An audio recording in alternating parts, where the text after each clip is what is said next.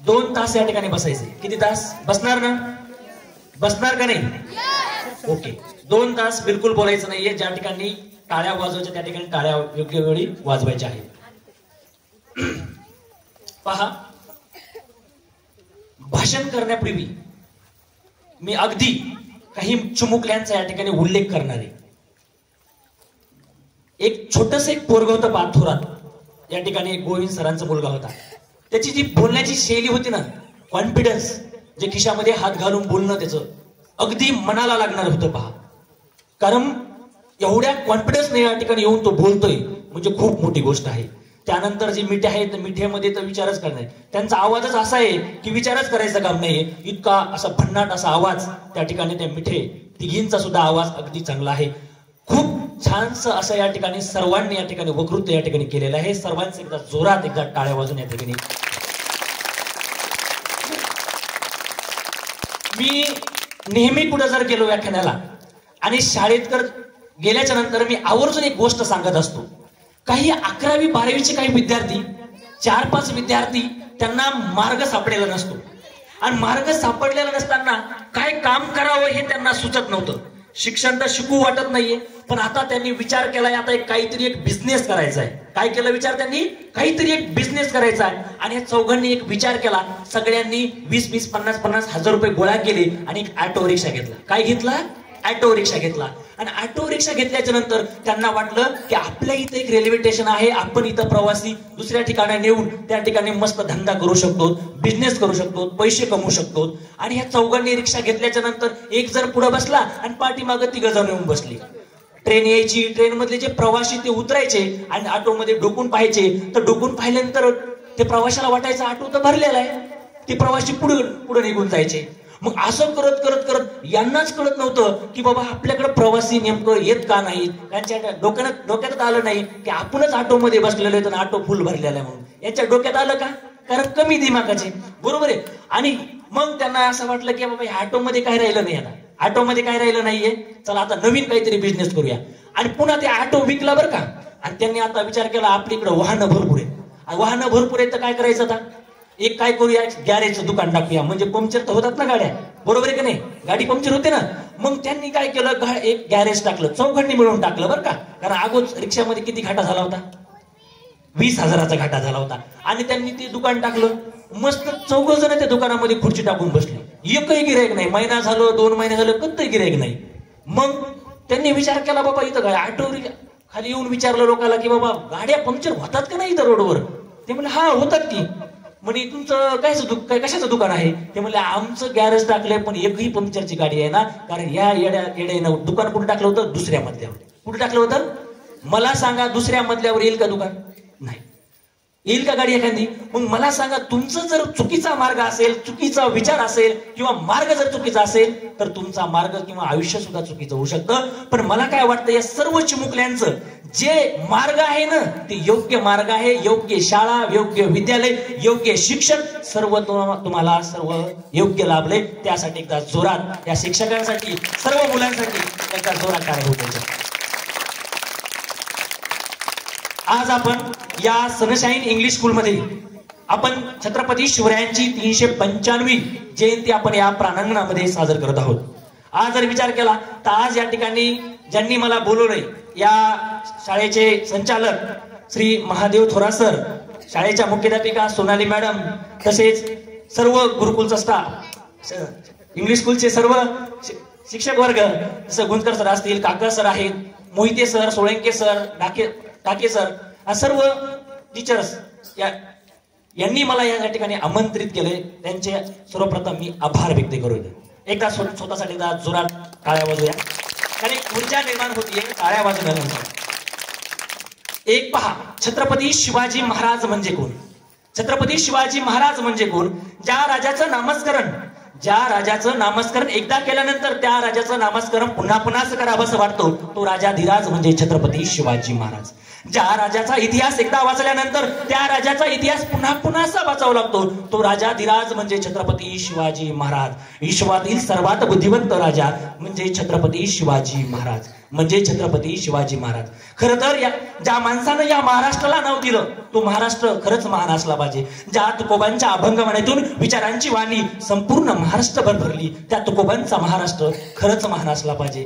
ज्या ज्ञानेदेवांच्या ज्ञानेश्वरीतून तुमच्या आमच्या जीवनामध्ये दिवा लावण्याचं काम केलं त्या ज्ञानेदेवांचा महाराष्ट्र खरंच महान असला पाहिजे, खरंच महान असला पाहिजे. अरे ज्या सह्याद्रीच्या दऱ्याखोऱ्यामध्ये एवढं मोठं स्वराज्य निर्माण केलं त्या शिवरायांचा, त्या छत्रपती संभाजी महाराजांचा महाराष्ट्र खरंच महान असला पाहिजे, खरंच महान असला पाहिजे. अरे एक ढेकुळ हातात घ्या, तो पाण्यात टाका, पाण्यावर जो लाल तवंग उठेल ना, इथं खर्ची पडलेल्या प्रत्येक मावळ्यांच्या रक्तांचा थेंब थेंब असेल, त्या मावळ्यांचा महाराष्ट्र महान असेल, त्या मावळ्यांचा महाराष्ट्र महान असेल. अरे संविधान लिहिण्यासाठी मला फारसे कष्ट पडे नाही, कारण माझ्या समोर होतं छत्रपती शिवाजी महाराजांचं सुराज्य, म्हणून मी संविधान लिहू शकलो असे म्हणणारे डॉक्टर बाबासाहेब आंबेडकरांचा महाराष्ट्र खरंच महान असला पाहिजे. अरे बोथट झालेल्या कुष्ठरोग्यांच्या बोटावर जर कोणी प्रेम केला असेल ना, त्या बाबा आमटेंचा महाराष्ट्र खरंच महान असला पाहिजे, खरंच मान असला पाहिजे. आपली जन्मदाती मुलं तुम्ही आम्ही सुद्धा सांभाळतो, पण हजारो अनाथाच्या माय बनणाऱ्या सिंधुताई सपकाळांचा महाराष्ट्र खरंच महान असला पाहिजे, खरंच महान असला पाहिजे. अरे इथल्या जनमानसांमध्ये शिक्षणाची गंगा पोहोचणारे महात्मा ज्योतिराव फुलेंचा महाराष्ट्र खरंच महान असला पाहिजे. या ठिकाणी या सर्व मुलींना या ठिकाणी स्टेजवर येऊन बोलण्याची, या ठिकाणी शिकण्याची आणि या ठिकाणी बसण्याची संधी दिली त्या सावित्रीबाई फुलेंचा महाराष्ट्र खरंच मान असला पाहिजे. जर विचार केला रशियामध्ये सर्वप्रथम छत्रपती शिवाजी महाराज यांच्यावर जर पोवाडा गाणारे असेल तर अण्णाभाऊ साठेंचा महाराष्ट्र खरंच मान असेल. या सर्व महामानवांना एकदा जोरात एकदा टाळ्या वाजून अभिवादन करून मी माझ्या व्याख्यानाला सुरुवात करतो. छत्रपती शिवाजी महाराज, उन्होंने नजदीकी हमारी और बीमार लिख दिया, उन्होंने नजदीकी हमारी और बीमार लिख दिया. हमने रोग पूछा उनसे पर भगवे से प्यार लिख दिया, पर भगवे से प्यार. अरे कर्जदार रहेंगे हम उस वैद्य के जिसमें दवा में छत्रपती शिवाजी महाराज का नाम लिख दिया, छत्रपती शिवाजी महाराज का नाम लिख दिया. खरं तर आजकाल असं म्हणतात जिथं मस्तक टेकावं अशा नमस्कारांच्या जागा हल्ली खूप कमी होत चालल्यात. पण ज्यांचा नाव ऐकतात हे मस्तक नतमस्तक झाल्याशिवाय राहत नाही त्या राष्ट्रमाता राजमाता जिजाऊ साहेब. 33 कोटी देवांची कोट्यावधी मंदिर असतील पण त्यांची पूजा फार कमी लोक करतात. पण माझ्या राजाचं एकही मंदिर नाही पण कोट्यावधी माणसं माझ्या राजाची पूजा करतात, ते म्हणजे छत्रपती शिवाजी महाराज. आज जर विचार केला तर एक एसटी असते बा, एक माणूस एसटीची वाट बघत असतो, अगदी एक एसटीची वाट बघत बसला असतो. अचानक एसटी येते, एसटीला हात केल्यानंतर एसटी थांबते आणि एसटी मध्ये जाऊन बसतो. कंडक्टर म्हणतो तिकीट द्या, तो माणूस म्हणतो 2 तिकीट द्या. तो माणूस काय म्हणतो 2 तिकीट द्या. कंडक्टर म्हणतो तुम्ही एकटे चालत ना, एकच तिकीट घ्या की 2 कशाला घेता. त्यावेळेस तो माणूस म्हणतो 1 हरवलं म्हणून दुसरं असायला हवं म्हणून मी 2 तिकीट घेतोय. कंडक्टर फार हुशार, कंडक्टर म्हणतो 1 तिकीट हरवलं म्हणून दुसरं घेता, दुसरं हरवलं काय करणार. त्यावेळेस तो माणूस म्हणतो माझ्याकडं एसटीचा बसचा मोफत पास आहे, तो काढून ठेवलाय. म्हणजे मला एकच सांगायचंय, या गोष्टीचा तात्पर्य एकच आहे की आम्हाला पहिलं तिकीट कोणाचं मिळालं असेल तर छत्रपती शिवाजी महाराजांचं, ते पण आम्ही हरवून बसलोय. आम्हाला दुसरं तिकीट जे मिळालं असेल ना ते छत्रपती संभाजी महाराजांचं, ते पण हरवून बसलोय. आणि आमच्याकडे जो पास होता ना संस्कारांचा, जिजाऊ मातांचा, तो पास सुद्धा आम्ही हरवून बसलोय. आज जर पाहायला गेलं तर आम्ही खरंच छत्रपती शिवाजी महाराज की जय म्हणलं की आमच्या तोंडातून अचूक जय निघतं. तो म्हणजे छत्रपती शिवरायांचा खरा मावळा, तो म्हणजे छत्रपती शिवरायांचा खरा मावळा. आज जर विचार केला तर थिनकी नेमकं स्वराज्याची पडली कुठून हे फार महत्वाचं आहे. कोणतंही प्रकरण घराच्या आधी काहीतरी एक थिनगी पेटते पहा, आलं का नाही लक्षात. कोणतेही प्रकरण घराच्या अगोदर थिनगी पेटते. आता तशीच थिनगी कर्नाटकामध्ये एक पेटली होती आणि जाधवांच्या आणि भोसल्यांच्या तुकडीमध्ये. आणि खंडागळ्या नावाच्या सरदाराचा हत्ती उधळला आणि त्या हत्तीला शांत करण्यासाठी 2 तुकड्या झाल्या. पहिली तुकडी कोणाची होती बरं, जाधवांची, आणि दुसरी तुकडी होती भोसल्यांची, कारण नातलगच होते सर्वजण. आणि असं करता करता संभाजीराजे भोसल्याकडून दत्ताजीवरती वार झाला, कारण संभाजीराजे भोसल्यांच्या तुकडींचे सरदार होते आणि दत्ताजी जाधव हे जाधवांच्या तुकडींचे सरदार होते. आणि संभाजी महाराजांची तलवार कोणावर पडली असेल, दत्ताजी जाधव यांच्यावर. आणि दत्ताजी जाधव ज्यावेळेस मरण पावले रणभूमीवर त्यावेळेस दत्ताजीचा बदला घेण्यासाठी लखुजीराव जाधव म्हणजे महासाहेब जिजाऊंचे वडील हे समोर आले, त्यांनी संभाजीवरती वार केला, संभाजी मारला गेला, स्वतःचा जावई देखील आला, शहाजीराजे समोर आले, त्यावर देखील हल्ला केला, पण युद्ध थांबलं. कारण मरण कोण पावलं होतं बरं?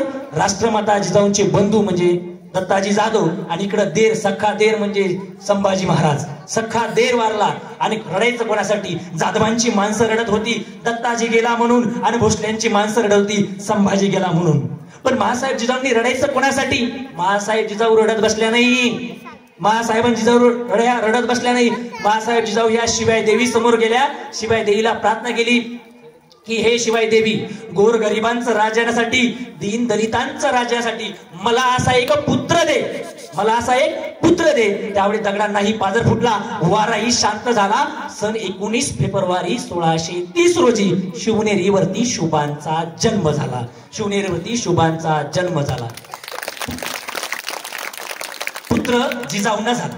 पुत्र कोणाला झाला बरं? जिजाऊंना झाला. पुत्र महाराष्ट्राला झाला. पुत्र शहाजीला झाला. सने चौघडे वाजवली. एखादं बाळ जन्मत ना, किती आनंद, आपण उत्साह तयार करतो बरं. आणि तसाच उत्साह त्या शिवनेरी किल्ल्यावरती होऊ लागला, आणि सगळी महाराष्ट्रातील जनता येऊ लागली. पण एक व्यक्ती असा म्हणाला, किसी के पेट में से पाप पैदा होता था, किसी के पेट में से पाप पैदा होता था, तो किसी के पेट में से सांप पैदा होता था. पर जिजाऊ माता ऐसी माँ थी यारो कि जिसके पेट में से बापों का बाप शिवाजी पैदा हुआ था, बापों का बाप शिवाजी पैदा हुआ था. आणि आजचा जो विषय आहे ना, तो अगदी खोलाच आहे. जिजाऊंनी संस्कार कसे दिले हे मी तुम्हाला आज सांगणार आहे, आणि हे संस्कार कसे रुजवायचे हे आज लक्ष देऊन सर्वांनी ऐकायचंय. विचार जर केला तर शुभा जन्मली, शुभा लहानाचे मोठे होऊ लागले, 3 वर्षाचे झाले. 3 वर्षाचे झाले असताना आपली आई काय करते रे? एक छोटस घरी जर एखादा मुलगा जर रडायला लागला असता, आपला भाऊ वगैरे, तर आई काय करते? त्याच्याकडे एक छोटासा एक फोन देते शांत करण्यासाठी. आणि ते पोरग मस्त फोन पाहून इंस्टाग्राम रील्स पाहतं, आणि आईला दाखवतं, आई हे पाय असं असं, आणि मला पण असंच करायचं. ते लहान पोरग येतं बरं का, आई मला हे पाहायचंय, कारण माझी भाषी करते म्हणून मी सांगायला लागलो, मला हेच पाहिजे. आपल्याला ते आणूनच द्यावं लागतं. पण त्या काळात फोन होता बरोबर. ज्यावेळेस शिवबाराजे रडत होते त्यावेळेस जिजाऊ मला थोडंच म्हणल्या, हे तर बाळा फोन पाहिजे, इंस्टाग्राम फेसबुक वगैरे काहीतरी नाही. राष्ट्रमाता जिजाऊंनी संस्कार दिले. राष्ट्रमाता जिजाऊंनी ज्यावेळेस ते बालराजे 3 वर्षाचे 2 वर्षाचे असताना त्यांना रामायणाच्या, भीमाच्या, अर्जुनाच्या गोष्टी सांगायचे. आणि हे काय करायचे माहिती का? रात्री खुशीमध्ये राजमाता त्यांना गोष्टी सांगायच्या. आणि ह्या गोष्टी सांगितल्यानंतर काय करायचे शिवबाराजे? सकाळी सत्यात उतरायचे. कसं? सगळे मित्र कंपनी बोलवायचे, एक सिंहासन तयार करायचं. सिंहासन तयार केलं, अगदी 3 वर्षाचे सिंहासनावर बसायचे. त्यांची मित्र कंपनी त्यांना राजे राजे करायचे, आणि राजे केल्याच्या नंतर मुजरा करायचे. आणि ह्या बाल्कनीमध्ये कोण पाहत होत्या? राष्ट्रमाता जिजाऊ. राष्ट्रमाता जिजाऊंनी सांगितलं की आपण जे शिवनेरीवरती शपथ घेतली होती, सांगितलं होतं त्या शिवाय देवीला की मला पुत्र पाहिजे, आणि तसाच पुत्र माझ्या पोटी जन्माला आला, तसाच पुत्र माझ्या पोटी जन्माला आला. हे बालकातून पाहिल्याच्या नंतर जिजाऊ मातांना आश्चर्य वाटलं. शिवबाराजे आताच 2 वर्षातच अशा कृती करतायत, तर मोठ्यापणी काय काय पराक्रम करतील हे सांगू शकत नाही. पण मला काय म्हणायचंय, हे संस्कार कोणी रुजवले? जिजामातांनी. हा, कोणीतरी उत्तर दिलं, व्हेरी गुड. ऐक, लक्षात द्यावा. मला सांगा, तुम्हाला सर्वप्रथम हे शिक्षक लोक तुम्हाला सुरुवातीला संस्कार देऊ शकत नाही. खास करून जर जन्मल्यापासून जर पहिले संस्कार कोणी देऊ शकतात ते आई वडील. ते म्हणत ना, पहिले गुरु हे आई वडील, दुसरे गुरु शिक्षक वर्ग, नंतर आपले आपण मानतो श्रद्धास्थान त्यांना. एक विचार करायचा, हे संस्कार ते रुजवले कोणी? राष्ट्रमाता जिजाऊंनी. कोणावर? हा, व्हेरी गुड, छत्रपती शिवाजी महाराज. किती वर्ष असताना? 3 वर्षाचे असताना अगदी रामायणाच्या गोष्टी, अर्जुन व्हायचे, कधी श्रीकृष्ण व्हायचे, कधी भीम व्हायचे. आणि ह्या गोष्टी त्यांना एक एक मित्र गोळा होऊ लागला. चांगल्या व्यक्तीसोबत सगळेच जातात पहा. एखादा वाईट जर असेल त्याच्यापाशी कोणीच राहत नाही. तसंच असतं. आणि मग एक मित्र गोळा केले. आणि आता हे मित्र काय करायचे? आता संस्कार दिले. राष्ट्रमाता जिजाऊंनी वेगवेगळे गुरु नेमले होते. दांडपट्टा, घोडेस्वारी, हे सगळे गोष्टी शिकवल्या होत्या. पण आता ह्या मावळ्यांना मित्रांना शिकवायचे. आता मग शिकवायचं कसं? मग हे काय केलं? छत्रपती शिवराय हे जंगलामध्ये जायचे. आता मावळे कसे निर्माण केले फार महत्वाचे. कारण हे बघा, एक लक्षात ठेवा इकडं, की स्वराज्य निर्माण करायचं असेल तर टीम पाहिजे. क्रिकेट पाहताना सर्वजण मला सांगा, विराट कोहलीने एकट्यानं शतक मारलं, बाकीचे 9 सुद्धा आऊट झाले, तर टीम इंडिया जिंकू शकते का? नाही, सर्वांनीच खेळली पाहिजे. सर्वांनी जर चांगले रन काढले तर टीम वर्क होते आणि टीम वर्क कधी पण कसं असते, स्ट्रॉंग असते. एकट्यानं जर काम केलं ते होत नाही, टीमनं जर काम केलं तर ते योग्य रीतीने होतं. आणि मग हेच शिवरायांनी काय केलं, एक एक मावळा करून त्या जंगलामध्ये जायचे. काय म्हणून माहिती आहे तुम्हाला, लोकांना सांगायचे आम्ही इटू दांडू खेळायला म्हणून. काय सांगायचे, इटू दांडू खेळायचं म्हणून. आणि त्या ठिकाणी सोबत काय घेऊन जायचे, तलवार, घोडेस्वारी, दांडपट्टा, ढाल सोबत घेऊन जायचे. आणि जंगलामध्ये गेल्याच्या नंतर काय करायचे माहितीये का, हे तलवारबाजी खेळायची, म्हणजे कोणाला मेळ लागला पाहिजे. आणि छत्रपती शिवरायांनी काय केलं असं माहिती का, कोणी नवीन व्यक्ती येईल म्हणून झाडावर एक खुनेचं पोरग उभं राहिलं असतं. एखादं पोरग तुमच्या शाळेत तुम्ही कसं काम खुनेचं पोरग उभा करतात, तशाच पद्धतीनं खुनेचं पोरग झाडा उभा केलं होतं. त्याला सांगितलं होतं कोणी जर नवीन व्यक्ती जर आला ना, तिकडून मोराचा आवाज काढायचा. कशाचा काढायचा, मोराचा आवाज काढायचा. आणि मग असंच एक दिवशी शिवरायांचा खेळ हा रंगात चाललेला होता आणि अचानक एक व्यक्ती तिकडून येत होता. त्यावेळेस त्याने हुबेहूब मोराचा आवाज काढला.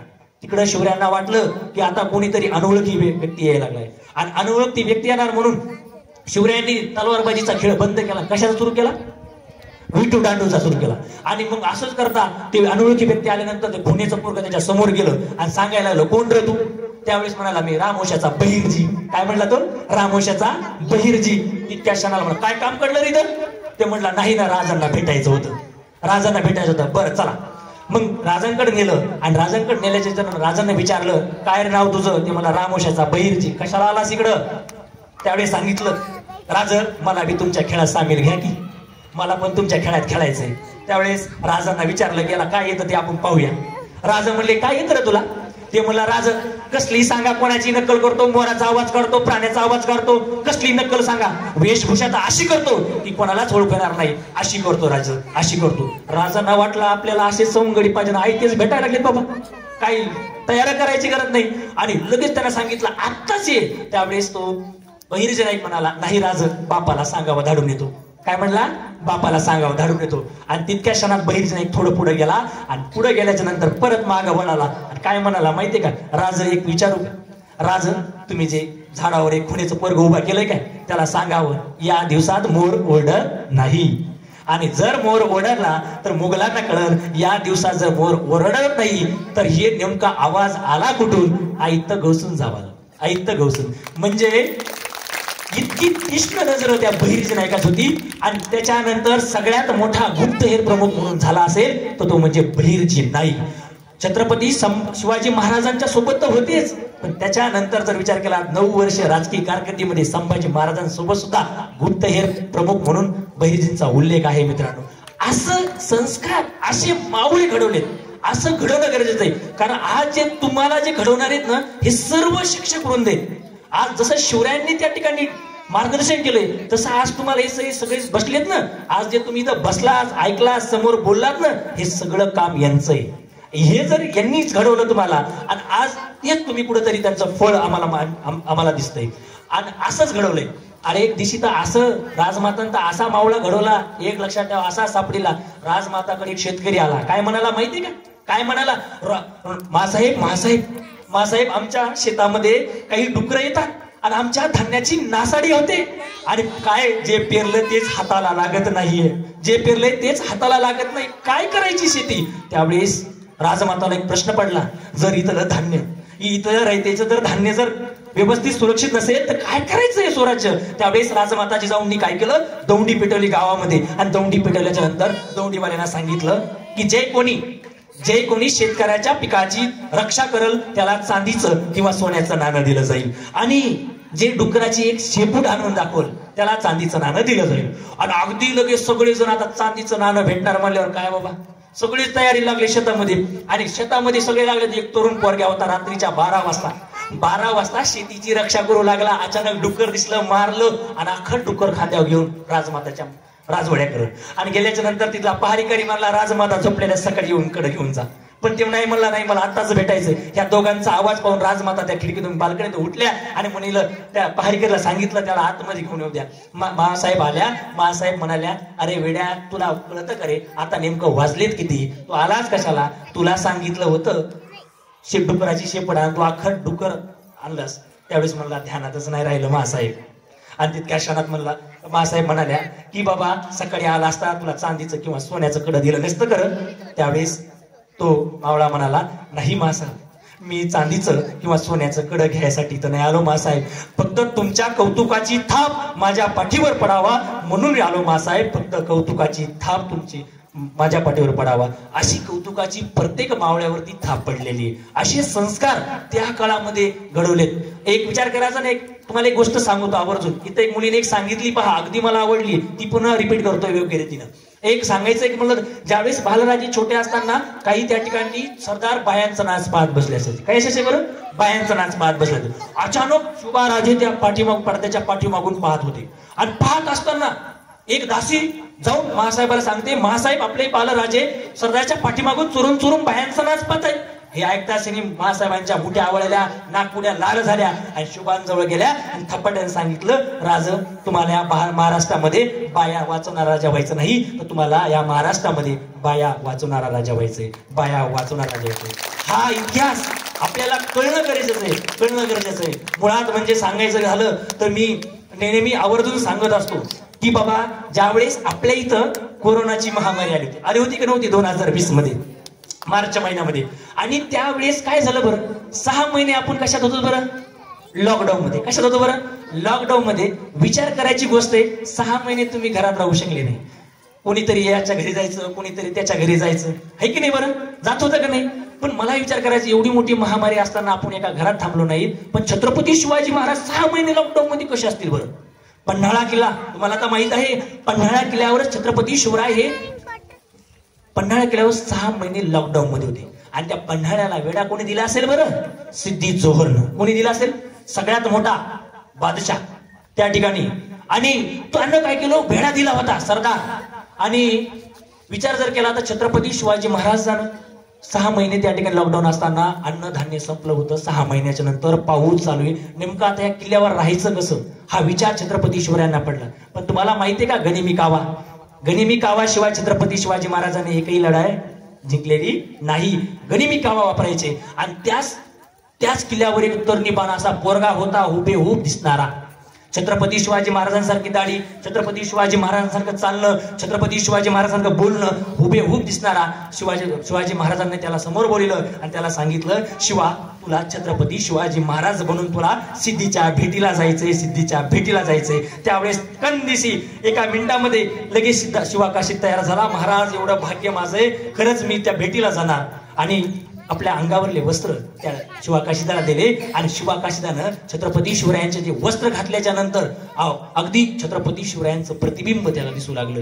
आणि छत्रपती शिवाजी महाराज त्यांच्या समोर गेले आणि म्हणाले, अरे शिवा, अरे आमचं प्रतिबिंब आरशामध्ये पाहिल्यासारखं वाटतं रे शिवा, पाहिल्यासारखं वाटतंय. आणि शिवाकाशीदाला शेवटची मिठी छत्रपती शिवाजी महाराजांनी घेतली. ज्यावेळेस घेतल्याच्या नंतर डोळ्यातला एक थेंब शिवाकाशीदाच्या पाठीवरती पडला. बरं मला सांगा, शिवाकाशीदाला सुद्धा माहित होतं की आता माझं वापस येणं होणार नाही. आणि छत्रपती शिवाजी महाराजांना सुद्धा माहित होतं की आता शिवा वापस येणार नाही. ह्या दोघांना माहित असताना सुद्धा पाठीवरची ती थाप जी पडलेली ना, ती खूप मोठी मोलाची होती. त्या काळात एक मावळ्यांनी आपल्या प्राणाची आहुती दिली. 2 पालख्या निघाल्या. एक पालखी कुठे गेली बरं? सिद्धी जोहरच्या. एका पालखी माग 600 मावळे घेऊन बाजीप्रभू देशपांडे आणि छत्रपती शिवाजी महाराज विशाळगडाकडे निघाले. आणि पन्हाळा ते विशाळगडाचं अंतर होतं 65 किलोमीटरचं. किती किलोमीटरचं होतं? 65 किलोमीटरचं. आणि सिद्धीच्या भेटीला गेला शिवाकाशी. शिवाकाशी ज्यावेळेस एका पालखीमध्ये गेला आणि पालखी पकडली गेली, त्यावेळेस सिद्धी जोहरला काय वाटलं असेल बरं? अरे शिवाजी आला, शिवाजी आला. आणि ज्यावेळेस शिवाजी महाराज आल्याच्या नंतर, ज्यावेळेस शिवाकाशीत होते बघ ते, आणि दरबारामध्ये आल्याच्या नंतर तो सिद्धी जोहर म्हणू लागला, आओ शिवाजी. पण इतक्या क्षणामध्ये ज्यावेळेस शिवाकाशी त्या आतमध्ये येत होता दरबारामध्ये, त्यावेळेस त्याच्यावर एक नजर पडली. कोणाची पडली असेल बरं? फाजल खान, अफजल खानचा मुलगा फाजल खान. फाजल खान म्हणाला, हुजूर ये शिवाजी नहीं हो सकता.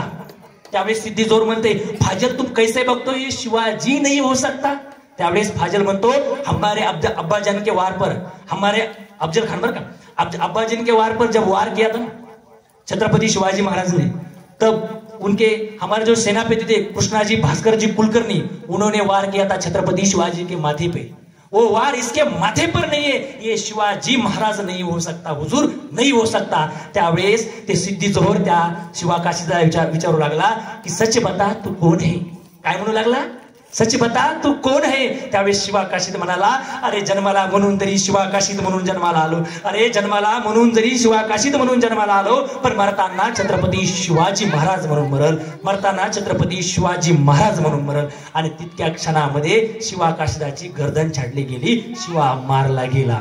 ही खबर कोणाला पोहोचली बरं? कोणाला पोहोचली? छत्रपती शिवाजी महाराजांना. छत्रपती शिवाजी महाराजांना माहित होतं आता शिवाकाशीत गेलाय, त्याच्या आईला भेटावं लागेल, त्याची बायकोला भेटावं लागेल आपल्याला. आणि त्या ठिकाणी जवळच विशाळगडाच्या साईडलाच त्या ठिकाणी त्याचं गाव होतं, पन्हाळ्याच्या शेजारी. आणि छत्रपती शिवाजी महाराज त्या ठिकाणी भेटायला गेले. आईनं स्वागत केलं, आरती केली, बसायला चटई दिली. आणि छत्रपती शिवाजी महाराजांनी सोबत आणलेली पैशाची थैली साईडला टेकली आणि सांगितलं, हे पाजी, तुमचा एक शिवा गेलाय, तुमचा एक शिवा गेलाय, पण दुसरा शिवा आहे तुमच्यापाशी. त्यावेळेस त्या आईनं काय सांगावं, रडावं का? त्या आईनं रडली नाही. ती आई म्हणली, अरे शिवा, अरे राजा, तू ज्यावेळेस समोरून घोड्यावर चालून येत होता त्यावेळेस तुझ्या सोबत माझा पोरगा दिसला नाही. त्या क्षणात मला माहित होतं की माझा शिवा हा स्वराज्याला गहाण घालाय, माझा शिवा हा स्वराज्याला गहाण झालाय.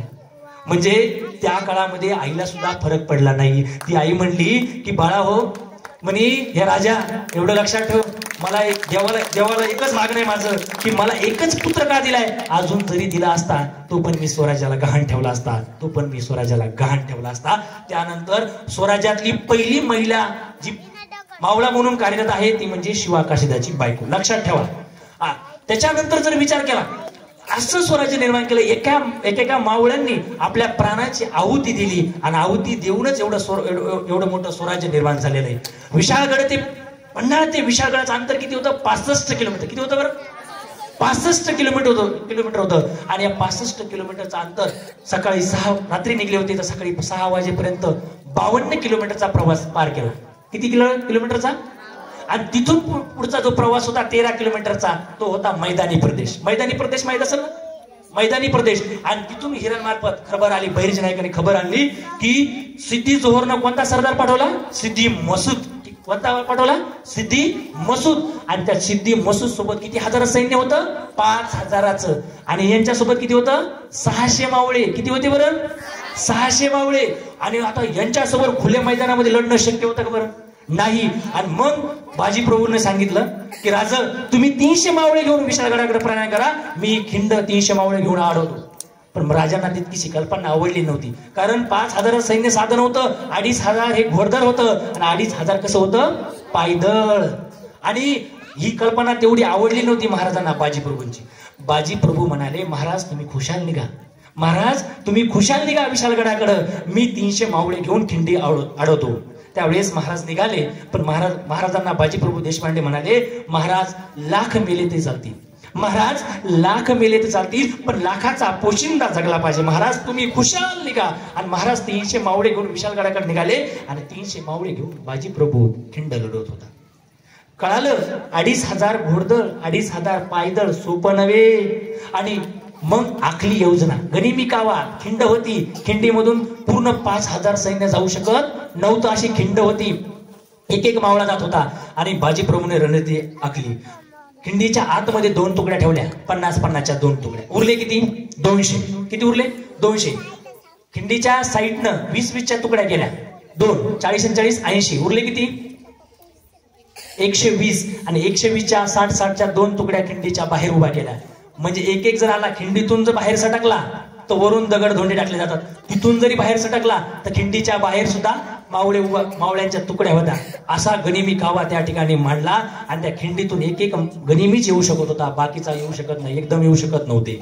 आणि मग युद्ध सुरू झालं. मावळे एकमेकाला एक तुकडी त्या सिद्धी मसूदच्या सैन्याशी झुंज देत होती. कशी देत होती ती? झुंज देत होती. आणि अगदी 3 ते 6 जे युद्ध 3ला सुरू झालं, 3ला सुरू झाल्याच्या नंतर 6ला संपत आलं. अगदी ते मुघल तुटून पडले. आणि अशा अवस्थेमध्ये बाजीप्रभू देशपांडे सगळ्यांच्या पाठीमाग, एका हातामध्ये 6.5 किलोची तलवार आणि एका हातामध्ये 6.5 किलोची तलवार, 13 किलोचं सिलेंडर घेऊन लढण्यासारखं असं बाजीप्रभूंचं होतं. एक मावळाला ढेर करीत होता. आणि सिद्धू मसूद म्हणायचा, अरे ये कैसे मराठी है, ये रुकरे रे. अगदी 600 मावळे आणि नेमकं हे कसे लढायलेत, कसे आपण 5,000 असून काहीच करू शकत नाही. त्यावेळेस तिथला एक व्यक्ती म्हणाला, हुजूर ओ दिख रहा है ना बाजी प्रभु, वो सबका टीम लीडर है, ओ बहुत भारी है, एक पे 100 पे भारी हो. आणि इतक्या क्षणामध्ये त्या सिद्धी मसूदनं एक दारू गोळावाला बोलवला, तोफेवाला, आणि त्याला सांगितलं की बाबा तो रक्ताना जो लाल बुंद झालेला आहे ना उसको मारो, ओ बाजी खतम तो सब खतम. आणि इतक्या क्षणामध्ये त्याला बाजी प्रभूला तितक्या तोफेनं उडवलं आणि तोफेनं उडून बाजी प्रभू हे कुठं पडले? जमिनीवर पडले. कारण त्यांनी काय वचन दिलं होतं छोऱ्यांना? काय दिलं होतं बरं?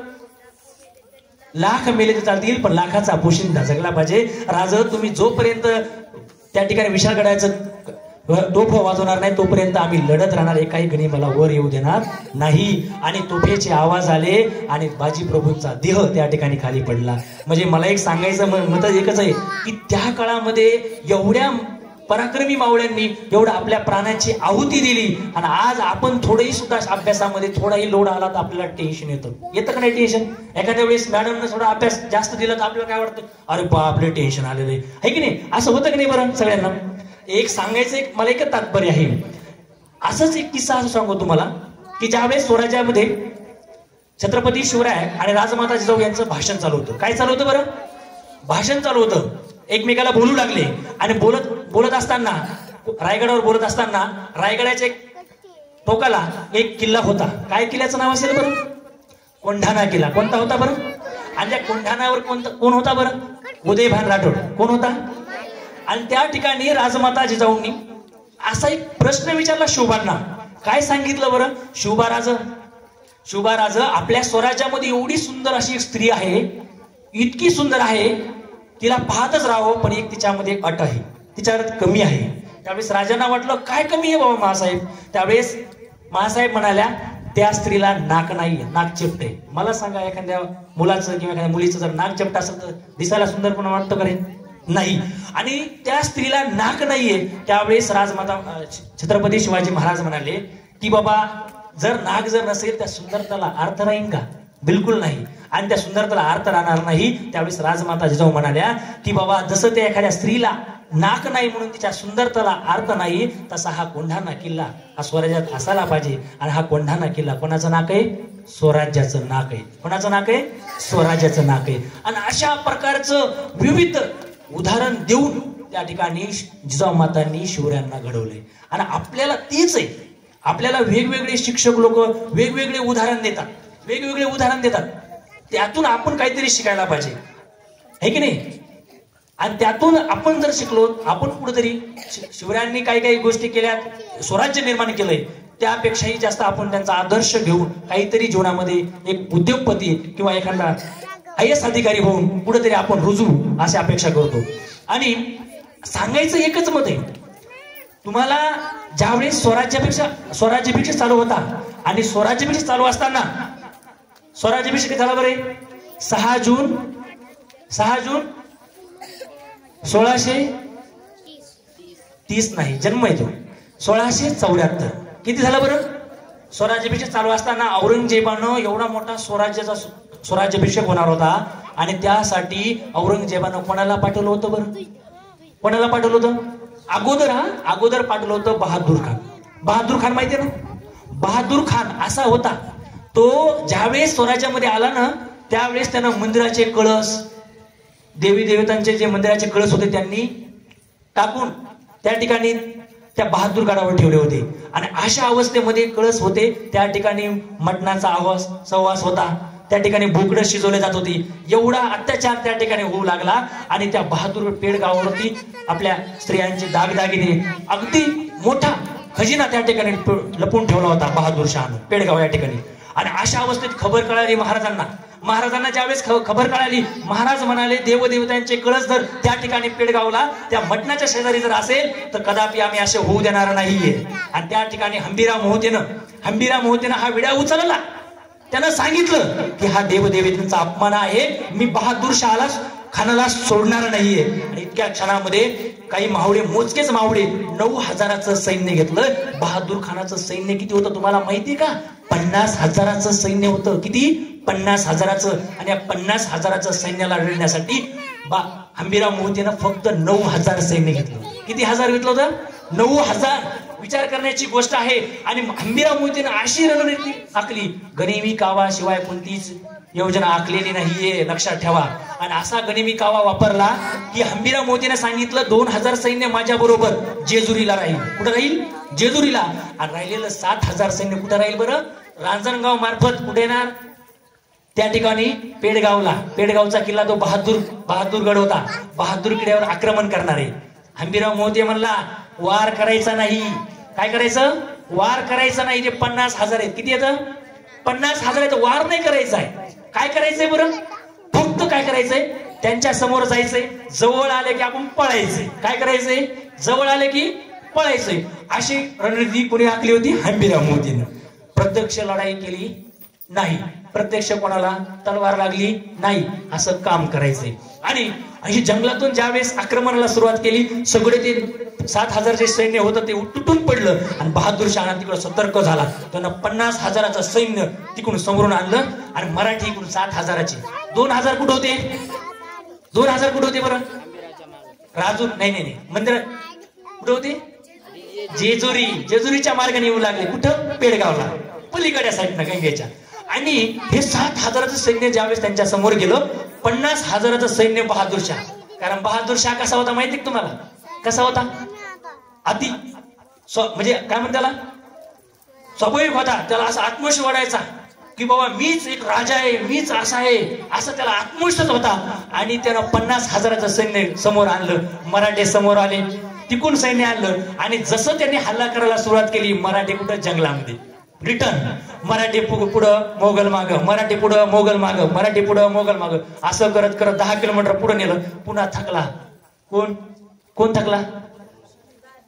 बहादूर खान थकला. आणि त्यांना सांगितलं भाग गए मराठे, डर गए मराठे. गर्विष्ठ होता ना, गर्विष्ठ असल्यामुळं. आणि पुन्हा तो 1 किलोमीटर पाठीमागं नाही आला की मराठे आले. पुन्हा ते म्हणते हुजूर मराठे आ गए. तितक्या क्षणात लगे बहादूर शहाचं पूर्ण सैन्य मराठ्याच्या पाठीमागे. पुन्हा मराठी. कारण हंबीरराव मोहितेनं काय सांगितलं होतं? लढायचं नाही, फक्त पळायचं, फक्त पळायचं. आणि असं पुन्हा मराठी पुढं, मोगल माग, मराठी पुढं, मोगल माग. असं करत करत करत पुन्हा 5 किलोमीटर थांबला, गेला. आणि तिथून परत बहादूर शाह पाठीमाग, डर गए मराठे. पुन्हा काय झालं बरं? 1 किलोमीटर पाठीमाग नाही आला की मराठी आले. अरे ये कैसे मराठी है? जा रहे अरे अभी उनको छोडूंगा नहीं मैं, अब उनके पीछेच लगने वाला हूं. पूर्ण सैन्य घेऊन येड्यावानी ते पेडगावचं. कुठं निघलं? रांजणगाव. मराठी रांजणगावला गेले. ही आलं त्याच्या पाठीमागून. मराठी शिक्रापूरला गेले. शिक्रापूरहून डायरेक्ट कुठे गेले? रायगड किल्ल्यावर. आणि हा रांजणगाव मध्ये छिडायला लागला. कोण? बहादूर खान. आणि तिकडे गडाव कोण होतं बरं?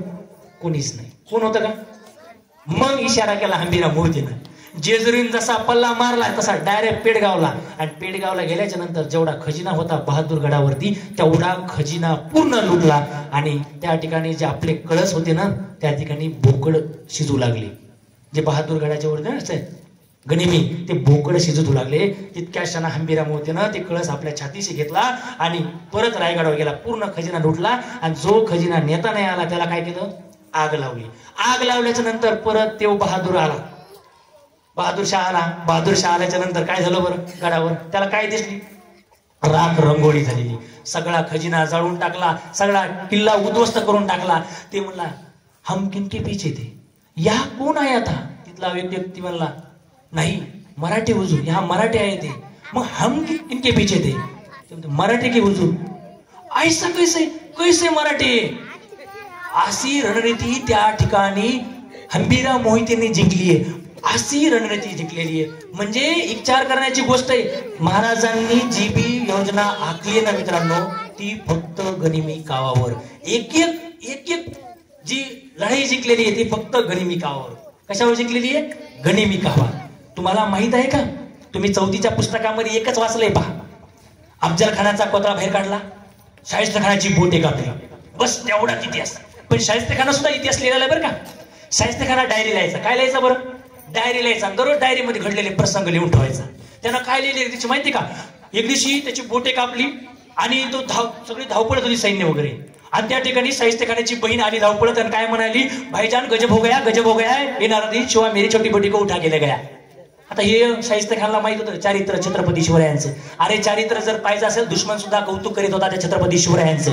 आणि त्या ठिकाणी तो शाहिस्ते खान म्हणतो त्याच्या बहिणीला, चुप बैठ, ये शिवा मेरी उंगली काट सकता है, ये शिवा मेरी उंगली काट सकता है, ये शिवा मेरी गर्दन उड़ा सकता है, पर ये शिवा किसी औरत या बेटी पर हाथ नहीं डाल सकता क्योंकि ये शिवाजी राजा है. कोणी गेले? खुद शाहिस्ते खानानं. आपल्याला काय सांगितलं जातं बरं शाळेमध्ये, म्हणजे शाळेच्या इतिहासामध्ये चौथीला तेवढाच इतिहास सांगितलं, त्याच्या पुढचा इतिहास माहितीये का? शाहिस्ते खानची बोट कापली, अफजल खानाचा कोथळा बाहेर काढला. याच्या पलीकडं आपल्याला इतिहासच माहिती नाही. प्रत्येकाने इतिहास जाणून घेणं गरजेचं आहे. इतिहास जर जाणून घ्यायचा असेल तर स्वराज्या मधल्या स्त्रिया कशा होत्या हे तुम्हाला सांगतोय. स्वराज्य नेमकं कसं असायला पाहिजे, आजच्या काळातल्या स्त्रिया कशा आहेत हे पण फार महत्वाचं आहे. आणि एक विचार करायचं म्हणलं ते एक रायगड किल्ला आहे पहा. रायगड किल्ल्यावर मोठा उत्सव व्हायचा त्या काळात. आणि उत्सव होत असताना एक हिरकणी नावाचं हिरकणी एका गावाची होती, शेजारी गाव रायगडाच्या पायथ्याशी. आणि पायथ्याशी हिरकणी ज्यावेळेस ती दही दूध लोणी घेऊन पुढे जायची रायगडावर. एके दिवशी रायगडावर मोठा उत्सव होता. आणि मोठा उत्सव असताना हिरकणी आपल्या मैत्रिणीला सांगितलं, चल ग बाई आपण काय करू, दही दूध लोणी घेऊन रायगडावर जाऊ. सगळ्या मैत्रिणी सोबत गेल्या. आणि हिरकणीनं छोट्याशा तान्ह्या बाळाला आपल्या काय केलं, झोपी घातलं. आणि हिरकणी गडावर दही दूध लोणी विकण्यासाठी गेली. आणि दही दूध लोणी विकणं 3 वाजता झालं. 3 वाजता झाल्याच्या नंतर हिरकणी त्या ठिकाणी दूध दही सगळं विकून झाल्यानंतर तिला वाटलं की तर आता काय करायचं, खेळ पाहिजे. त्या काळामध्ये रायगडाच्या किल्ल्यावरती खेळ चालायचे. आणि ते खेळ पाहण्यात एवढी मग्न झाली ना ते विचारच करा ना. सगळ्या मैत्रिणी निघून आल्या, कारण आपल्या मैत्रिणी आपल्याला न सांगताच येतात कुठे बी. तसंच काम त्या काळात होतं. आणि त्या सगळ्या मैत्रिणी निघून आल्या. निघून आल्याच्या नंतर काय केलं बरं, 6 वाजले, गडाचे दरवाजे बंद झाले. 6 वाजता गडाचे दरवाजे बंद झाले. आणि हिरकणीला कळलंच नाही दरवाजे बंद झालेत. हिरकणी त्या पहारेकराजवळ गेली आणि म्हणाली, दादा माझं तान्हं बाळ गडाच्या पायथ्याशी, मला जाऊ द्या. माझं तान्हं बाळ उठलं का रडलं असेल या हेतून तिला विनवणी करू लागली. पण त्यावेळेस तो गडाचा जो पहारेकरी होता तो म्हणाला, नाही ताई, आता जर साक्षात छत्रपती शिवराय राजमाता जिजाऊ जरी आल्या तर गडाचे दरवाजे उघडले जाणार नाही. गडाचा नियम आहे, सकाळी 6 वाजले तर गडाचे दरवाजे उघडे करायचे आणि सायंकाळचे 6 वाजले तर गडाचे दरवाजे बंद करायचे. आता कुणी जरी आलं तर गडाचे दरवाजे उघडल्या जाणार नाही. ही ती आई घाबरली. तिला वाटलं आपलं तान्हं बाळ गडाच्या पायथ्याशी काय करत असेल, त्याला पाणी कोणी देईल का, त्याला जेवण कोणी देईल का. एका आईला किंमत असते बरं का. एका मुलाच्या आईला आपलं पाहणं लेकरू जर शाळेमध्ये डब्बा नाही आणला तर आई डब्बा इथं देऊन येते किंवा शिक्षकाला फोन करते की सर मॅडम आमच्या मुलाला डब्बा द्या.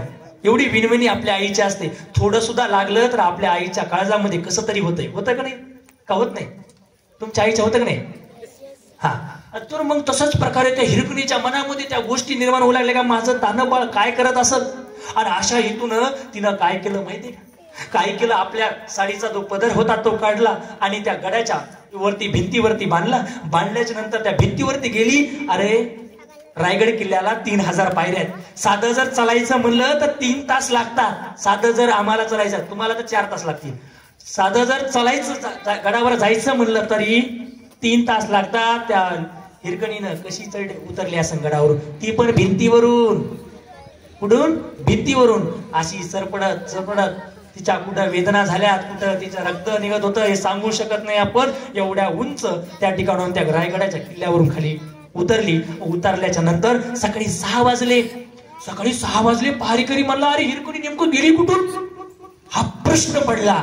आणि हा प्रश्न पडल्याच्या नंतर येसाची कंक म्हणाला की ही हिरकणी नेमकं गेली कुठून. हिरोजी इंदुरकरला महाराजांनी बोलवलं, हिरोजी तुम्ही सांगितलं होतं रायगड असा बांधलाय, रायगड किल्ला असा बांधलाय, वारा सुद्धा वर जाऊ शकत नाही, मुंगी सुद्धा खाली येऊ शकत नाही, मग हिरकणी गडाच्या खाली गेली कस काय. हा प्रश्न महाराजांनी उपस्थित केला. हिरोजी म्हणले सांगूच शकत नाही मी, ती नेमकं गेली कशा असेल, एकदा तिला विचारावं लागेल. मी तर किल्ला असा बांधलाय, वारा सुद्धा वर जाऊ शकत नाही आणि मुंगी सुद्धा खाली येऊ शकत नाही, असा तो भयान असा रायगड किल्ला मी स्वतः बांधणी केलेली आहे. आणि तिला बोलून घेतलं. आणि बोलून कशासाठी घेतलं, येसाजी कंकला बाजी प्रभूला सगळ्याला पाठवलं आणि सांगितलं. काय सांगितलं, सांगितलं त्या हिरकणीला घेऊन या. सगळेजण तिच्या घरी गेले आणि घरी गेल्याच्या नंतर सांगितलं, हिरकणी तुला महाराजांनी बोलवलं. हिरकणीच्या काळजामध्ये दगदग होऊ लागलं, कारण तिला माहित होतं मी संध्याकाळी गडाच्या पायथ्याशी गडाचे नियम तोडून खाली उतरले, मला महाराज नक्की काहीतरी शिक्षा देणार आहेत. आणि आपल्या तान्ह्या बाळाला सोबत घेतलं आणि गडावर गेली. गडावर गेल्याच्या नंतर महाराजांनी प्रश्न विचारला की हिरकणी तू नेमकं गडाच्या खाली गेली कसं काय? त्यावेळेस तिच्या मनामध्ये धाकधूक. जी म्हणाली, महाराज माझ्या मनामध्ये, माझ्या पोटामध्ये, माझ्या मनामध्ये काळं बिळं काही नव्हतं. स्वराज्यातलं मी काही सुद्धा नेलं नाही. माझ्या पोराच्या पायी, पोराच्या प्रेमाच्या पोटी पायी मी गडावून खाली उतरले. त्यावेळेस महाराजांनी येसाजी काकाला आदेश दिला. सांगितलं, या हिरकणीचा चाळी चोळी देऊन सत्कार करा, कारण अशी जर हिरकणी आमच्या स्वराज्यामध्ये असेल, अशी जर आई बहीण माझ्या स्वराज्याला असेल, तर आमच्या स्वराज्याला कोणाचाही सुद्धा हात लागू शकत नाही, कोणाचाही सुद्धा हात लागू शकत नाही. पहिली स्त्री आहे, तिचा चाळी चोळी देऊन त्या ठिकाणी सत्कार करण्यात आला. आणि त्यानंतर मदारी मेहतरला सांगितलं की पहा, अशी स्त्री जर आपल्या स्वराज्यात असेल तर नक्कीच उद्धार होईल, नक्कीच उद्धार होईल. मला सांगायचं एकच आहे की आपले संस्कार, आपल्याला जे संस्कार भेट देणार आहेत आपले आई वडील, त्यांनी सुद्धा आपण काहीतरी मुलांना कुठेतरी घडवायला पाहिजे. कृष्ण अर्जुनाच्या गोष्टी सांगायला पाहिजे. जसं जिजाऊंनी शिवरायांना घडवलं तसं आपल्या आई वडिलांनी वेळ द्यायला पाहिजे. तुमचे आई वडील वेळ देतात का नाही? तुम्हाला देतात का नाही? आणि त्यांना सांगा की आता आम्हाला थोडाफार अभ्यास करण्यासाठी आम्हाला काहीतरी नवीन गोष्टी, आम्हाला रामायणाच्या सगळ्या गोष्टी सांगायच्या, तरच आपण घडणार आहेत. ज्या घरामध्ये राजमाता जिजाऊ घडतील त्याच घरामध्ये छत्रपती शिवरायांचा जन्म होईल. अरे आजच घरातली घरात, पोटच्या पोटातच आज जिजाऊ मारल्या जातात, तर शिवबाराजे कसे जन्मतील सांगा ना? जिजाऊच पोटच्या पोरला मारत जातात. एक सांगायचं एक असंच आहे की मुंबईमध्ये एक घटना अशी झाली. पहा, मुंबईमध्ये ज्यावेळेस अशी घटना झाली आहे, अगदी अंगावर क्षार येण्यासारखी आहे. मुंबईमध्ये असा प्रसंग झालाय, त्या तुम्ही पाहिलं, ऐकल्याच्या नंतर तुम्हाला असं वाटेल की शिवरायांनी जे स्वराज्य निर्माण केलंय, शिवरायांच्या मनामधला जो भाव आहे मनामध्ये प्रत्येकाच्या, तो कसा आहे ते पाहूया आपण. मुंबईमध्ये काही हिंदू मुस्लिमांची काही दंगल चालू होती. काय चालू होती? दंगल चालू होती. आणि अशा दंगलीमध्ये एक युवती, एक मुस्लिम युवती तिच्या घरामध्ये रुपाता पडू लागली. रुपाता पडत असताना त्या ठिकाणी दंगल चालू होती. बाहेर त्या ठिकाणी काही गुंड होते. काय होते? गुंड होते. आणि त्या गुंडांचा बेत होता त्या मुलीचे अब्रू लुटण्याचा. त्यांना माहित होतं की तिकडे हिंदू मुस्लिमांची काही दंगल चालू आहे आणि आपण याच दंगलीचा फायदा घेऊन या युवतीची अब्रू लुटूया. आणि ते गुंड त्या युवतीच्या घराकडे वळाले. दरवाजा वाजवला. त्या युवतीने खिडकीमधून डोकून पाहिलं. डोकून पाहिल्यानंतर त्या युवती आतली सावरली, घाबरली. तिला गुंड दिसले. तिला माहित होतं या गुंडांच्या तावडीत जर मी सापडले तर माझ्या आबरूला या ठिकाणी धोका आहे.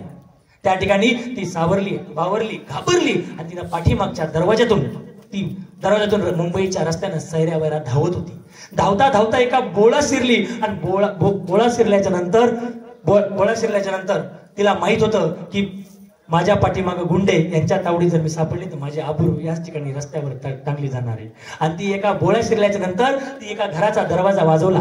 घराचा दरवाजा वाजवल्याच्या नंतर एका हिंदू युवकानं त्या दरवाजा उघडला. आणि उघडल्याच्या नंतर तिचं स्वागत केलं. सांगितलं, ताई नेमकं काय झालंय? त्यावेळेस ती युवती सांगू लागली, दादा मला एक दिवसाचा आश्रय द्या. माझ्या पाठीमाग गुंड लागले, कृपया करून मी तुमच्या पाया पडते. दादा मला एक दिवसाचा आश्रय द्या. त्यावेळेस ती मुस्लिम युवती त्या हिंदू युवतीच्या घरामध्ये आली आणि तिला सांगितलं ते हिंदू युवकानं की तू निश्चित राहा, टेन्शन घेऊ नकोस, मी बाहेर उभा राहतोस. आणि त्या ठिकाणी ती गुंड परत येऊ नये म्हणून ते राखण करीत होता. त्यानं दरवाजा लावून घेतला आणि दरवाजाच्या बाहेर राखण करीत बसला. त्याच्या मनामध्ये रात्रीच्या 2 वाजता एक प्रश्न पडला. तो म्हणाला, हे युवतीच्या पाठीमागे काही गुंड होते, तिकडे हिंदू मुस्लिमांची काही दंगल चालू होती, त्या गुंडांचा भेद होत्या मुलीची आबरू लुटण्याची. मीही घरात एकटाच होतो, मीही काही करू शकत होतो, पण कस काय ह्या युवतीनं माझ्या घरात आसरा मागितलाच कस काय? हा प्रश्न त्याच्या मनामध्ये पडला. आणि मनामध्ये पडल्याच्या नंतर सकाळी 6 वाजले.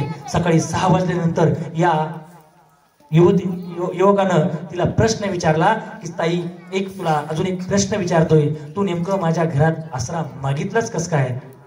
त्यावेळेस त्या ताईचं उत्तर ऐका. त्या मुस्लिम युवतीनं असं उत्तर दिलं, हे पहा, मी मुंबईच्या रात्री सैरावरा रस्त्यानं धावत होते. मुंबईच्या रस्त्यावर सैरावरा धावत असताना मी एका बोळा शिरले. बोळा शिरल्याच्या बोळा शिरल्याच्या नंतर मी तुमच्या घराचा दरवाजा वाजवच्या अगोदर मी घरात खिडकीमधून डोकावून पाहिलं. मला खिडकीमध्ये छत्रपती शिवरायांचा भिंतीवरती फोटो दिसला आणि फोटो दिसल्याच्या नंतरच मी तुमचा दरवाजा वाजवलाय. कारण मला माहित आहे ज्या घरामध्ये छत्रपती शिवरायांचा फोटो आहे त्या घरातल्या एकाही स्त्रीला धोका नाहीये, एकाही स्त्रीला धोका नाही. एवढं चारित्र्य या शिवरायांच्या व्यक्तिमत्वामध्ये होतं, एवढं चारित्र्य त्यांच्या व्यक्तिमत्वामध्ये. अरे एक घटना जर सांगायची जर झाली, तुम्हाला शिवरायांचं व्यक्तिमत्व जर पाहायचं म्हटलं तर काही अगदी 2 मिनिटाचं मोजकेच बोलणार आहे. अगदी सांगायचं म्हटलं एक शेतकरी असाच. आता आपला हा पूर्ण भारत देश हा काय कृषी प्रधान देश आहे. काय बरं कृषी प्रधान देश आहे, तरी शेतकरी आज आत्महत्या करतोय. कसं काय बरं? कारण पिकालाच भाव नाहीये, बरोबर की नाही? आणि तुमचे सगळेच आई वडील कुठले तर शेतकरी, बरोबर की नाही? मग त्यासाठी तुम्ही शिकायला पाहिजे का? नाही. शिकायला पाहिजे का? नाही रे, शिकायला पाहिजे का? शेतकऱ्याच्या पोरांना कुठे शिकत असतात का रे? नाही. आपल्या पोरांना शिकलं पाहिजे, आपल्या पोरांना कुठेतरी गेलं पाहिजे, कोणत्या तरी मोठ्या पदावर गेलं पाहिजे. आणि एक सांगायचं महत्व जर विचार केला तर शिवरायांची न्याय व्यवस्था कशी होती त्या काळामध्ये हे कळणं फार महत्वाचं आहे. आपण त्यांचे संस्कार पाहिले, आपण त्यांच्या मोहिमा पाहिल्या, पण त्यांचे न्याय कसे हे पाहिले का? नाही. पण एका दिवशी एक शेतकरी, राजेगावचा एक शेतकरी आला. छत्रपती शिवाजी महाराज धुळउडीत एका रस्त्याने जात होते. जात असताना एक शेतकरी राजांसमोर आला आणि राजाला म्हणाला, राज न्याय करा, राज न्याय करा. त्यावेळेस राजांनी त्याला सांगितलं नेमकं झालं काय रे? त्यावेळेस तो शेतकरी म्हणू लागला, राज एका राजेगावच्या पाटलांनी माझ्या पुरीची आबरू लुटली. तितक्या क्षणात छत्रपती शिवाजी महाराजांना खूप राग आला आणि त्यांना सांगितलं, शेतकरी म्हणू लागला, आबरू उठल्याच्या नंतर माझ्या मुलीला आबरू सहल झाली नाही म्हणून गावच्या शेजारच्या एका विहिरीमध्ये मुलीने जीव दिला. आणि जीव दिल्याच्या नंतर तितक्या क्षणामध्ये छत्रपती शिवाजी महाराजांनी येसाजी कंकला आदेश दिला, येसाजी त्या हरामखोराला लगेच आत्ताच कैद करून आणा. आणि येसाजी कंक आणि तानाजी मालुसरे गेले आणि त्या रांजाच्या पाटलाला दरबारामध्ये बोलिलं आणि त्याला सांगितलं बोल बाबाजी, तुला गुन्हा कबूल आहे का? तो बाबाजी म्हणाला, राज एक वेळेस माफी असावी, राज एक वेळेस माफी असावी, कृपया करून मला एक वेळेस माफी द्या. त्यावेळेस रांजाचा पाटील होता म्हणून माफ केलं नाही. कारण आजचा काळ आहे, एखाद्याचा मोठ्याचा मुलगा जर काही जर असेल, आता मागं एक आमदाराच्या मुलाची कुठेतरी गाडीनं ऍक्सिडेंट केला, ती सीसीटीव्ही गायब केली का नाही? अशी अवस्था त्या काळात नव्हतीये. छत्रपती शिवाजी महाराजांनी सगळ्याला समानतेचा न्याय दिला होता, सगळ्यांना व्यवस्थितपणे न्याय द्यायचे. आणि रांजाचा पाटील असून सुद्धा गुन्हा कबूल म्हणलं की लगेच छत्रपती शिवाजी महाराजांनी येसाजीला सांगितलं, येसाजी या रांजाच्या पाटलाला याचे हात पाय कलम करून याला गावाच्या एका चौकात बांधा. आणि चौकात त्याचे हात पाय कलम केले आणि चौकात बांधलं. आणि त्यावेळेस बालकेतून कोण पाहत होत्या बरं? राजमाता जिजाऊ. आणि राजमाता जिजाऊन पाहत असताना राजांना वाटलं आपला निर्णय चुकीचा झाला का? त्यावेळेस राजमाताला विचारून पाहावं. आणि राजमाताला ज्यावेळेस विचारून पाहिल्याच्या नंतर सांगितलं, महासाहेब आम्ही न्याय योग्य केला का? त्यावेळेस महासाहेब म्हणाल्या, हो शोभा, तुम्ही न्याय अयोग्य केलाय. तुम्ही त्या रांजाचं पाटलांचं मस्तकच कलम करायला पाहिजे होतं, कारण अशा गुन्ह्याला माफी नाहीये. त्यावेळेस शिवरायांचं उत्तर आहे का? शिवराय म्हणाले, महासाहेब त्याचं मस्तकच कलम केलं असतं, पण मस्तक यासाठी कलम केलं नाही कारण ह्या रांजाच्या पाटलांची अवस्था बघून कोणत्याही नराधामाची अवस्था एखाद्या मुलीकडे किंवा नजरे वाकडे पाहण्याची अवकात होणार नाही त्या रांजाकडे पाहण्याची. म्हणजे अशी अवस्था, अशी न्याय व्यवस्था त्या काळामध्ये छत्रपती शिवरायांनी निर्माण केली आहे. अशी न्याय व्यवस्था आजच्या काळात आहे का? नाहीये. आज जर पाहायला जर गेलं तर एखादा, आज आपण नुसतं दाढी वाढवली, चंद्रकोल लावला म्हणून छत्रपती शिवाजी महाराज होत नाहीये, तसे विचार आपल्या मनामध्ये असायला पाहिजे. मी त्या हेतूचा आहे की मी एका गावामध्ये गेला असताना मला एक विद्यार्थ्यांना प्रश्न विचारला, काही गावातल्या लोकांना प्रश्न विचारला. आणि प्रश्न विचारल्यानंतर मी सांगितलं शिवजयंती नेमकं झाली कोणाची चांगली. त्यावेळेस त्यानं मला काय सांगितलं रे? त्यानं मला असं सांगितलं, एक लक्षात ठेवा, थोडं मोजकच 5 मिनिटातच बोलणार आहे. पहा, ज्यावेळेस मी एका गावामध्ये गेलो आणि गावामध्ये गेल्याच्या नंतर काय झालं, मला एक प्रश्न पडला. तिथल्या गावातल्या लोकांना मी प्रश्न विचारला की बाबा शिवजयंती तुमच्या गावामध्ये साजरी होते का? त्यावेळेस त्याने सांगितलं, हो सर, आमच्या गावामध्ये शिवजयंती साजरी होते, पण 2 टप्प्यामध्ये होते. एक वरचं मंडळ आहे आणि एक खालचं मंडळ आहे. लक्ष पाहिजे, एक काय वरचं मंडळ आणि एक खालचं मंडळ आहे. त्यावेळेस मी त्याला एक प्रश्न विचारला की बाबा शिवजयंती नेमकं चांगली झाली कोणाची? त्यावेळेस तो व्यक्ती म्हणाला हे पाय मी सांगू शकत नाही, पण एक फाट्यावर एक दारूचं टपर आहे, त्याला विचारा जाऊन, त्या टपरावर जाऊन विचारा, ज्या दिवशी जास्त दारू विकली ना त्यांची शिवजयंती चांगली झाली आहे. म्हणजे आजकालची जी शिवजयंती आहे ना ती आपण फक्त डीजेवर नाचण्यापुरती आणि दारू पिण्यापुरती एवढ्याच पुरती आहे, अशी अवस्था निर्माण झाली आहे. शिवजयंती व्यसन करून नाही तर शिवजयंती वाचून साजरी करायची. तुम्ही पुढच्या वर्षी जसं या ठिकाणी स्टेजवर चांगल्या प्रकारे भाषण केलंय, अगदी न चुकता सगळ्या गोष्टी इथं कॉन्फिडन्सली इथं भाषण केलंय, अगदी मोलापासून तुम्हाला एकदा जोरात येतात स्वतःसाठी टाळ्या वाजवायच्या आहेत. पहा, एक सांगायचं जर झालं तर छत्रपती शिवरायांच्या काळामध्ये त्या ठिकाणी एका कुतुबशहाला भेटायला छत्रपती शिवाजी महाराज गेले होते. इतिहासामध्ये नोंद आहे. आणि छत्रपती शिवाजी महाराज गेले असताना सोबत कोणाला नेलं होतं? येसाजी कंकला. कोणाला नेलं होतं? येसाजी कंकला नेलं होतं. आणि येसाजी कंकला नेल्याच्या नंतर त्यावेळेस कुतुबशहाचा राजा काय म्हणाला बरं?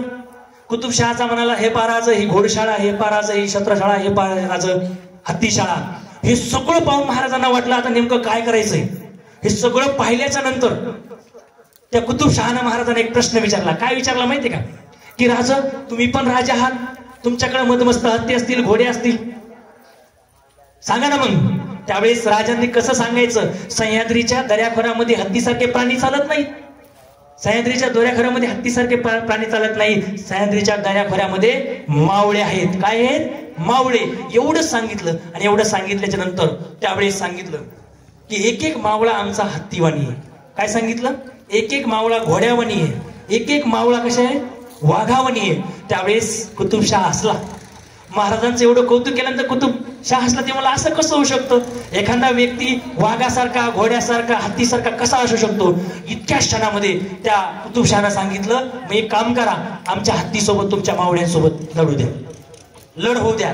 आणि तितक्या क्षणात महाराजांनी पाठीमागं पाहिलं. पाठीमागं उभा होता येसाजी कंक नावाचा मावळा. पुढे आला, मुजरा केला आणि एका हत्ती बरोबर लढायला, झुंज द्यायला तयार झाला. म्हणजे कुतुबशहाचा हत्ती आणि महाराजांचा मावळा. मावळ्याचं नाव काय होतं? येसाजी कंक. हत्ती समोरून चालून यायचा. सगळ्यांच्या नजरा शांत झाल्या. सगळ्यांना वाटलं आता येसाजी कंक बेमोत मारल्या जाणार आहे, आता येसाजी कंकचं काही खरं नाहीये. तितक्या असताना सगळ्यांच्या नजरा शांत झाल्या. हत्ती समोरून चालून यायचा, येसाजी कंक बाजूला सरायचा. हत्ती समोरून चालून यायचा, येसाजी कंक बाजूला सरायचा. अशी युद्धक्रिया चालू होती. येसाजी कंकला हत्तीनं सोंडेमध्ये उचललं. सगळ्यांना असं वाटलं की आता येसाजी कंक मारल्या जाणार आहे, हत्तीच्या पायाखाली तुडवल्या जाणार आहे. पण येसाजी कंकनं आपल्या कमरेची लखलखती नंगी तलवार काढली आणि हत्तीच्या सोंडेवरती मारली. मारल्याच्या नंतर हत्ती खंदिशी जमिनीवरती कोसळला. म्हणजे मराठ्यांच्या एका मावळ्यांच्या हस्ते त्या ठिकाणी कुतुबशहाचा हत्ती जमिनीवर ढेर झाला. हे सगळं दृश्य पाहून कुतुबशहा खुश झाला आणि आपल्या गळ्यातल्या सोन्याचा कंठ काढला आणि सांगितलं की बाबा वा, खूप छान. त्यावेळेस 2 पावलं ज्यावेळेस गळ्यात टाकायचा त्यावेळेस 2 पावलं कोण मागे सरला? येसाजी कंक बाजूला सरला आणि म्हणाला की आमचं कौतुक करायला आमचं महाराज खंबीर आहे. कोण्या ऐऱ्या गैऱ्याची थापही सुद्धा आपल्या पाठीवर पडू दिलं नाही. निष्ठा काय असते त्या काळात आपल्याला पाहायला भेटते. निष्ठा काय असते त्या काळात आपल्याला पाहायला भेटते. आणि आपल्याला तेच करायचंय. या ठिकाणी ह्या व्याख्यानाचा एकच हेतू आहे की आपल्याला सुधारणा करायची, आपल्याला नवीन काहीतरी करायचे, वेगवेगळं काम करायचंय. कोणी काहीतरी कोणत्याही क्षेत्रामध्ये कोणतंही काम करू शकतात तुम्ही. कोणाला चित्रकलामध्ये रस आहे त्यांना चित्राची आवड असायला पाहिजे, कोणाला गाण्याच्या आवड आहे त्यांना गाण्यामध्ये रस असायला पाहिजे, ज्याला अभ्यासात आवड आहे त्यांना अभ्यास करायला पाहिजे, ज्याला बोलण्याची आवड आहे त्यांना बोलण्याच्या आवडीमध्ये शैलीमध्ये जायला पाहिजे. आपली शैली बिलकुल आपल्या शैलीच्या बाहेर कोणतंही काम करायचं नाही. प्रत्येक विद्यार्थ्यामध्ये वेगवेगळा गुण आहे. प्रत्येक विद्यार्थ्यामध्ये वेगवेगळा गुण आहे. इथं जे समोर मुलं आलेत ना त्यांनी भाषण केलं म्हणजे तेच अनमोल आहेत का? नाही. तुम्ही सर्व गुणवंत आहात, सर्वच गुणवंत आहात. आणि प्रत्येकामध्ये स्किल असते. स्वतःला कधी कमजोर समजायचं नाही. तुम्ही योग्य शाळेत, योग्य विद्यालयामध्ये, योग्य शिक्षक वर्ग तुम्हाला या ठिकाणी सर्वजण लाभले. खरंच मी भाग्य विचारतो, काय मुलींचं काय बोलू लागल्या मुली खूप छान प्रकारे. असं संस्कार तुमच्या आई वडिलांनी सुद्धा चांगले दिलेत आणि इथले शिक्षक सुद्धा तुम्हाला चांगल्या प्रकारे घडवत आहेत. असंच तुम्हाला नेहमी प्रोत्साहन या शाळेचं असावं आज अशी बाळगतो. आणि पाहायला जर गेलं तर एक छोटासा काही तुम्हाला एक प्रश्न विचारतो शेवटच्या.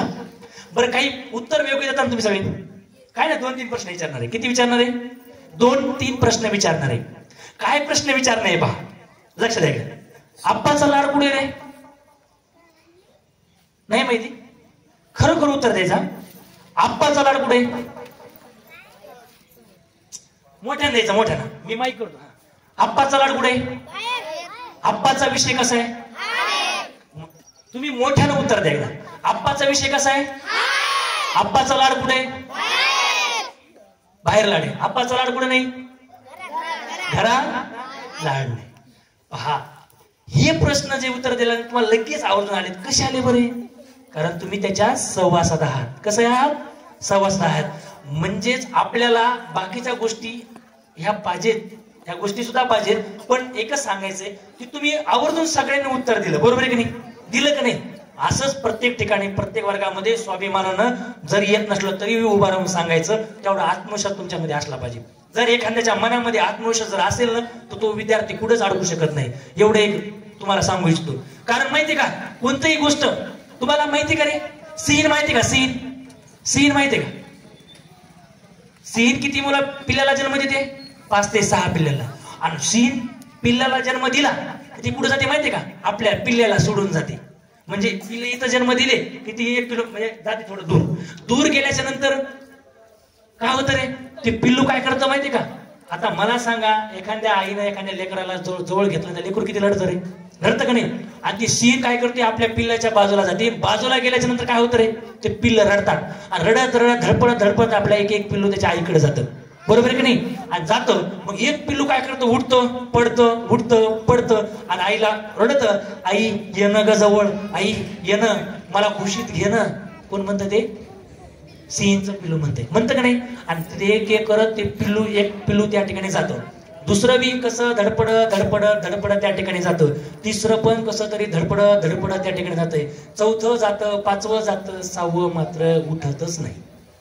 6व्याला उठला खाली पडतं आणि उठल्याच्या नंतर त्या आईला ओरडतं आणि आईला सांगतं आई येणं गा, माझ्या वाचून होईनाच झाले ग आई, होईनाच झाले. आणि मग ती सीन ते पिल्लू तिथं जसं पडलं तसं उठतच नाही.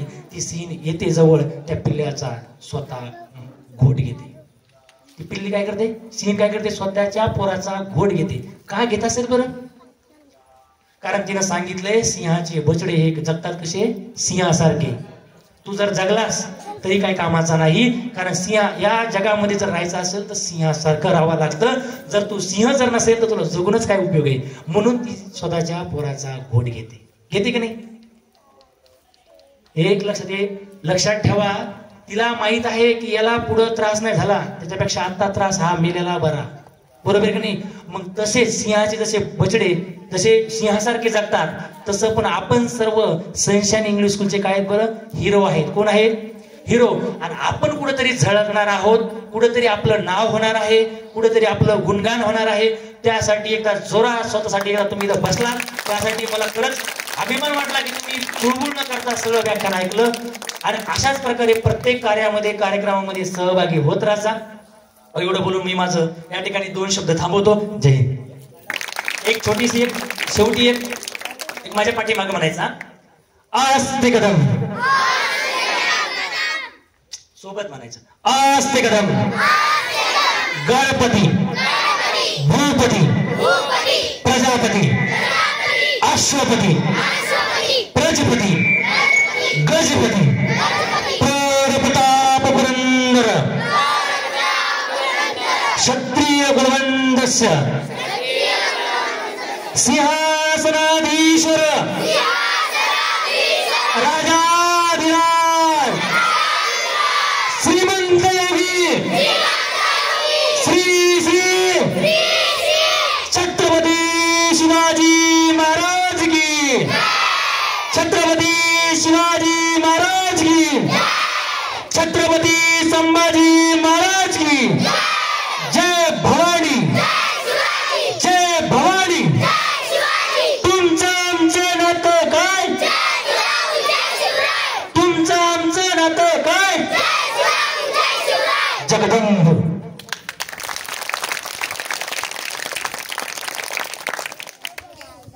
सरांसाठी अजून जोरात टाळ्या वाजवा. सरांनी खूप मोजक्या वेळेमध्ये संपूर्ण शिवचरित्र आपल्या समोर मांडण्याचा प्रयत्न केला आहे आणि तोही खूप कमी वेळेमध्ये. त्याच्यामुळं आणखीन एकदा जोरात टाळ्या.